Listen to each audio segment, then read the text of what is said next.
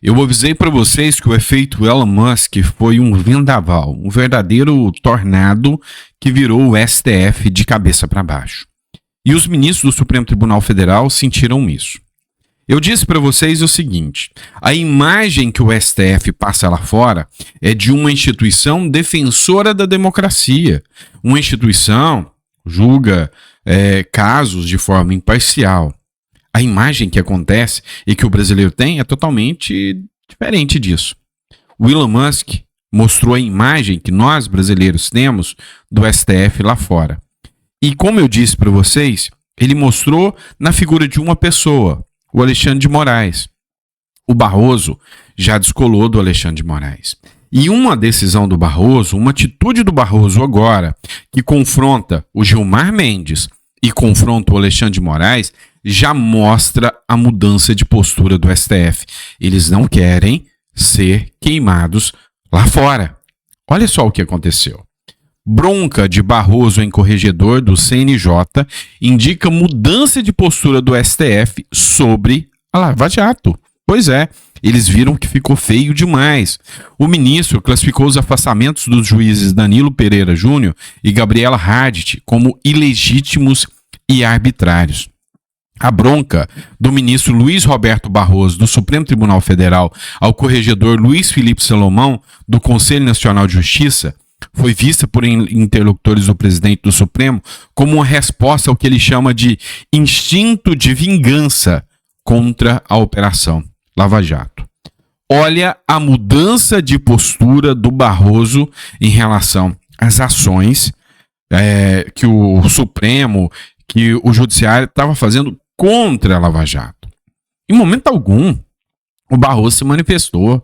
O Toffoli anulou provas ao Odebrecht. O Barroso não falou nada. O Lula falou que queria feder o Sérgio Moro. O Barroso não falou nada. As ações arbitrárias do 8 de janeiro, o Barroso falava que Alexandre de Moraes nem era imparcial. Acontece que agora o Barroso viu que tem alguém espiando pela fechadura. É mais ou menos aquela situação. Você sabe que não tem ninguém para te observar. E aí você começa a fazer as coisas erradas, a andar pelado.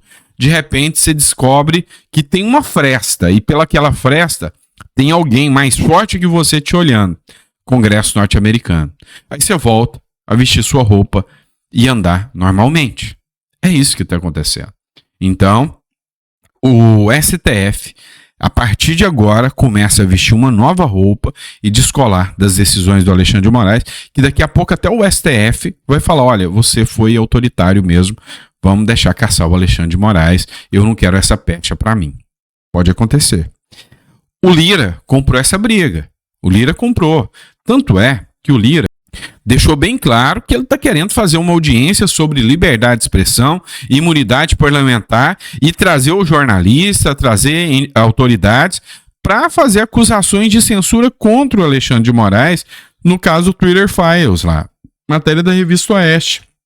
O presidente da Câmara dos Deputados, o Arthur Lira, avalia atender a uma demanda da oposição e convocar uma comissão geral no plenário da Casa para debater a liberdade de expressão e a imunidade parlamentar no âmbito das redes sociais. O Lira comprou briga contra agora a PEC da censura e quer ser o contraponto agora. Ou seja, o Lira entendeu: não, eu não tenho que estar do lado da esquerda, eu tenho que estar do lado da oposição aqui, senão eu vou ser triturado aqui. Mas isso não foi bem recebido. Eu falei com vocês mais cedo sobre essa matéria aqui, ó. Musk posta em português para rebater o Alexandre de Moraes. Poder ao povo. Só que faltou um texto, um pedacinho do texto dessa matéria, que disse que o Alexandre de Moraes foi até a Câmara dos Deputados, foi até o Congresso Nacional, falou que antigamente não existia rede social, ele era feliz e não sabia, mas o último parágrafo passou desapercebido por mim.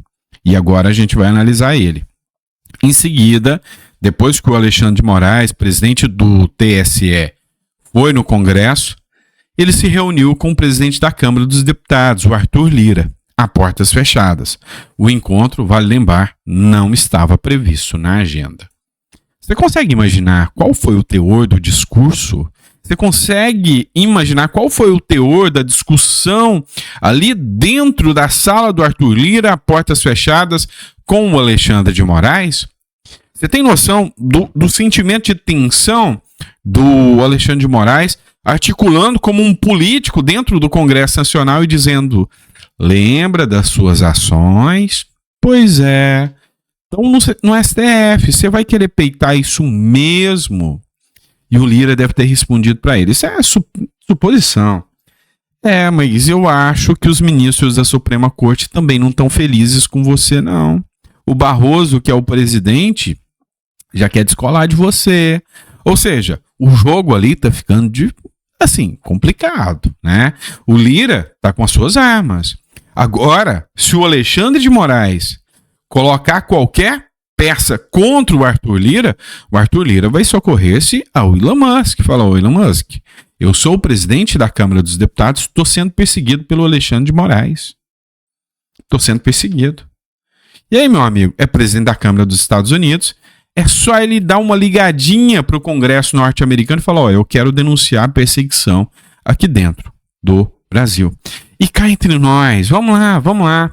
Você acha que o Arthur Lira não tem um dossiê inteiro de documentação, de pedidos de fala, de situações ali contra o ministro Alexandre de Moraes, caso Daniel Silveira, caso Jordi, lembra a busca e apreensão? Pois é, caso Marcos Duval, que teve a busca e apreensão. Você acha que o Lira agora não consegue dar voz a esses parlamentares contra o Alexandre de Moraes, utilizando-se agora uma correlação com o Congresso norte-americano? O jogo começou a mudar. Então, com certeza, não tenha dúvidas que o Lira foi pressionado nessa conversa com o Alexandre de Moraes, mas o jogo começou a mudar. Começou a mudar tanto, mas tanto, que até o discurso de golpe de Estado, de GLO, começa a cair por terra. Ontem, o Múcio teve numa sessão dentro da Câmara dos Deputados. Ele e também o comandante do Exército Brasileiro, que, diga-se de passagem, foi, chacoalhado. Parece que pegaram ele e chacoalharam ele ali dentro do Congresso Nacional, principalmente o Marcel Van Hatten. Não sei se vocês sabem, vocês conhecem o Marcel Van Hatten pessoalmente. Ele não é um cara muito grande, não, viu? Ele é até um pouquinho baixinho de estatura. Mas de coragem, meu amigo, esse homem tem quase 3 metros de altura. O cara é um gigante. Então ele bateu de frente e nós vamos falar sobre isso. Mas é o seguinte, o Múcio teve lá também. E o Múcio acabou com o discurso do Lula e do Alexandre de Moraes de que o Exército queria dar um golpe, que ia fazer uma GLO. O próprio Metrópolis escreveu o seguinte, presta atenção: ao criticar o medo da GLO, Múcio contraria as falhas anteriores de Lula e de Alexandre de Moraes. O presidente da República e ministro do STF já afirmaram que o objetivo dos ataques do dia 8 de janeiro era a tomada do poder por parte dos militares. O Lula e o Moraes, eles dizem o seguinte: olha, o 8 de janeiro era para pressionar que o Exército fizesse uma GLO, que o governo fizesse uma GLO, e através da GLO o Exército tomava o poder. Esse é o argumento. Mas o Múcio jogou esse argumento por terra. E quem está dizendo isso é o Metrópolis, nem sou eu. Militar que quer dar golpe não precisa de GLO, nem de Constituição.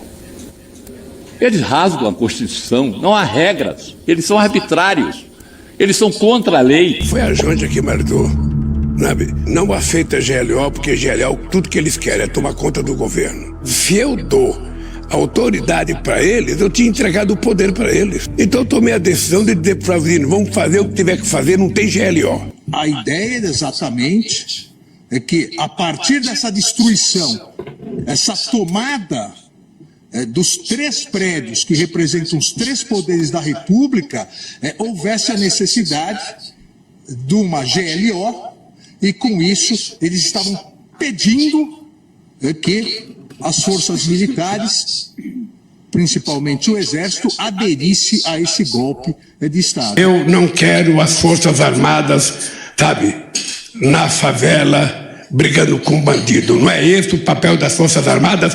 E enquanto eu for presidente, não tem GLO. Nunca houve ameaça de GLO nas 173 que foram usadas no Brasil. Mas nós criamos aqui no Brasil bandidos e criamos santos. A GLO é um bandido. Criou-se. Deu para vocês entenderem. Mas o principal ponto dessa matéria não é nem do ocorrido, é da matéria do Metrópolis foi: olha, eu acho que essa história de golpe não é verdadeira mesmo, não. Eu acho que esse papo de golpe não é verdadeira. Aí agora o Lira vai começar a colocar pressão pela anistia, porque o discurso dos bolsonaristas, olha, o 8 de janeiro é arbitrário, é perseguição, vai ganhar visão muito maior. A lei da anistia vai acontecer. Aqui, com esse discurso da GLO, já mostrou muito claramente, olha, teve esse negócio de golpe, não. Tudo que o Alexandre de Moraes falou, o ministro da Defesa acabou de desmentir, não. Militar não precisa de GLO para dar golpe. Então não teve tentativa de golpe nenhuma. Mas e os presos do 8 de janeiro? Como é que fica? Como é que fica se não teve tentativa de golpe, né? O Marcel Van Hatten deu a sua crítica ali e lavou a alma de muitos brasileiros de frente ao comandante militar que o Lula colocou. Nessa mesma audiência em que o Múcio também falou. Ontem foi um dia de revelações drásticas. Olha só o que aconteceu no Congresso ontem. Deixar bem claro aqui as perguntas que eu fiz e que não foram exatamente respondidas, porque eu perguntei se o Código Penal Militar ainda existe. Porque para esses militares, inclusive os da ativa, não está valendo. Eu perguntei sobre a reação às ordens da justiça que eram ilegais. Eles não, cumpra-se da justiça, mas são ilegais, são inconstitucionais. O Exército, as Forças Armadas, o Ministério da Defesa, nada vai dizer quando uma ordem é ilegal, quando é inconstitucional. Não vai se pronunciar, é isso. Não obstante ilegais, não obstante sendo ordens de um ministro da Suprema Corte, que não é o presidente da República, fazendo o Exército cumpri-las a desagrado da Constituição, o Exército não vai se pronunciar. E se o problema é Senado, por exemplo, tem assessor parlamentar que chega, tem presidente do Senado, tem membro do Senado para lá conversar para fazer isso, o impeachment de um ministro, ou pelo menos a contenção da Corte acontecer por meio daquele parlamento, daquele lado de lá. Mas me parece, e até gostaria de saber se existe algo nesse sentido, mas me parece que não há nenhum esforço para que essa ditadura não se consolide no Brasil com apoio obsequioso das nossas Forças Armadas. A terceira pergunta, se o senhor se consulta com o Alexandre de Moraes, o senhor respondeu afirmativamente, não precisa mais responder, e ficou muito claro, infelizmente, que isso acontece. E a quarta, se as Forças Armadas entendem que há uma prevaricação diante dos abusos de autoridade cometidos pelo Alexandre de Moraes. Essa hoje é a situação no nosso país. Isso é inteligente, o senhor sabe disso. O senhor pode me responder outras coisas, pode tergiversar, sair por aqui, sair por ali. Mas essa é a situação hoje no nosso Brasil. As Forças Armadas são subjugadas, subordinadas, não ao ministro civil, nem ao presidente da República, muito menos. É um senhor chamado Alexandre de Moraes, ditador da República, que já não é bem mais uma República Federativa do Brasil. Vamos lá. O Marcel Van Hatten falou isso na cara, de frente, com o próprio ministro Múcio, que é o ministro da Defesa. E deu para ver no semblante do ministro Múcio que ele não discordava do que o Marcel Van Hatten falou. Vamos lá. Por fim, o Globo fez uma matéria que me chamou a atenção o seu título. Lula diz que venceu a eleição. Ele diz que venceu, mas não derrotou o bolsonarismo. Os malucos ainda estão na rua. Isso aí aconteceu no momento em que o Gilberto Catani, ele fez uma publicação de um vídeo do Bolsonaro em Sinop, no Mato Grosso, e perguntou o seguinte: o homem que perdeu a eleição andando em Sinop em uma quarta-feira à tarde. Será que o que venceu consegue movimentar as pessoas dessa forma? Numa cidade como Sinop, que não é nenhuma grande metrópole gigantesca. Mas olha só como é a recepção do cara numa cidade do nosso Brasil. Então, assim, me parece que o discurso outrora desprovido de ouvidos, que era o discurso da direita, não, são extremistas, são malucos, os malucos ainda estão lá.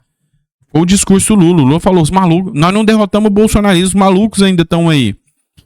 Tem muito mais maluco no Brasil do que vocês imaginam, tá? E o Lula sente isso, sabe disso e já entrou em desespero. Tanto está em desespero que a sua aposta para o Paraná Ou seja, vamos tirar o Sérgio Moro, vou feder o Sérgio Moro e vou colocar a Gleisi Hoffmann. O povo ama a esquerda, o povo ama o PT. E aí vem uma matéria como essa, né? O Mário Sabino. O entusiasmo da presidente do PT com a China totalitária. Gleisi Hoffmann voltou entusiasmada de uma viagem à China. Já estive lá. China é mesmo entusiasmante quando você deixa o lado e a natureza totalitária de um regime que abandonou o socialismo maoísta para adotar o capitalismo de Estado e assim manter-se no poder depois do massacre da Praça da Paz Celestial em 1989. Ou seja, um bando de autoritário é o que o governo chinês é e é o que o governo do PT quer para o Brasil. E ao apresentar essas características da candidata do PT, o Lula se borra de medo aqui. Lula hesita e teme que Paraná eleja um senador mais bolsonarista do que o Moro. E vai acontecer, não tenha dúvidas. Desde que o TRE absolveu o senador Sérgio Moro, no caso do possível abuso de poder econômico nas eleições de 2022, o presidente Lula do PT demonstra certa hesitação ao abordar o episódio. O PT recorreu, o PL recorreu e querem caçar o Moro. O meu entendimento, o Moro vai ficar. Estão começando a mudar de posicionamento, porque senão um deputado muito mais bolsonarista vai vencer. Você acha que o Lula tem poder para vencer no Paraná? Não me faça rir, tá? Então, você vê que a situação da esquerda no Brasil está desesperadora. Parece que 2024 trouxe bons ares para a direita e um desespero eloquente para a esquerda, tá bom? É isso, pessoal. Abraço, fiquem com Deus. Vejo vocês no próximo editorial.